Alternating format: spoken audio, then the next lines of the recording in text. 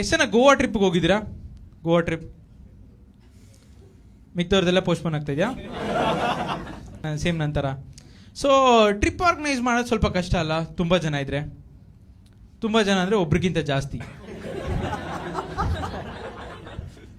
ಎಷ್ಟು ಜನಕ್ಕೆ trip organise ಮಾಡೋದು ಕಷ್ಟ ಅನ್ಸುತ್ತೆ? ಕೈ ಎತ್ತಿ. ಹಾಂ, ಇವಾಗ ಯಾರ್ಯಾರು ಕೈ ಎತ್ತಿಲ್ವಲ್ಲ, ಹಲ್ಕಾರ ಮಕ್ಕಳ, ನಿಮ್ಮಿಂದನೇ ಕಷ್ಟ.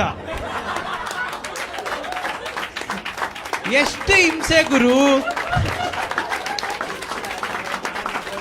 ಈ ಅಪ್ಲಾಸ್ ಬ್ರೇಕ್ ಅವ್ರ ಒಳಗಡೆ ಇರೋ ಆಕ್ರೋಶ ಆಚೆ ಬರ್ತಾ ಇರೋದು. ಎಸ್ಪೆಷಲಿ ಹುಡುಗಿರು, ನೀವು ಮಾತ್ರ ತಳ್ಳೆಲ್ಲಾಡಿಸ್ಬೇಡಿ. ಒಂದು ಗ್ರೂಪಲ್ಲಿ 4 ಜನಕ್ಕಿಂತ ಜಾಸ್ತಿ ಹುಡುಗಿರು ಅವರೇ ಅಂತಂದರೆ ಅವರು ಟ್ರಿಪ್ಪಿಗೆ ಹೋಗೋದು ಕನಸೆ 100%.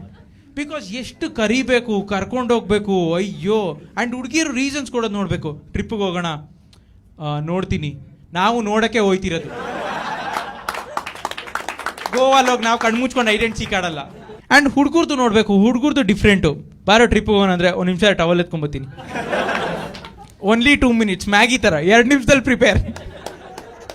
ಬೇರೆದೇನು ತಲೆನೇ ಕೆಡ್ಸ್ಕೊಳ್ಳೋ. ಬಿಕಾಸ್ ಹೆಂಗಂತಂದರೆ ಹುಡುಗಿರು ಹೆಂಗೆ ಎಲ್ಲ ತಗೊಂಡೋಗಿರ್ತಾರೋ, like brush, paste, makeup, face wash ಎಲ್ಲ, ಹುಡುಗರು ಅದು ತಗೊಂಡೋದ್ರೆ ಅವ್ರನ್ನ ರಾಂಗ್ ಆಗಿ ನೋಡ್ತಾರೆ, ಏಲಿಯನ್ ಥರ. ನೀವೇನು ಬೇಡ, ಯಾವ್ದಾರು ಹುಡುಗರ ಜೊತೆ ಟ್ರಿಪ್ಗೆ ಫೇಸ್ ವಾಶ್ ತಗೊಂಡೋಗ್ಬಿಡಿ ಸಾಕು. ಮಿನಿಮಮ್ 10 ವರ್ಷ ರೇಗಿಸ್ತಾರೆ. ಬಿಡುಗರು ದೊಡ್ಡವರು ಎಲ್ಲ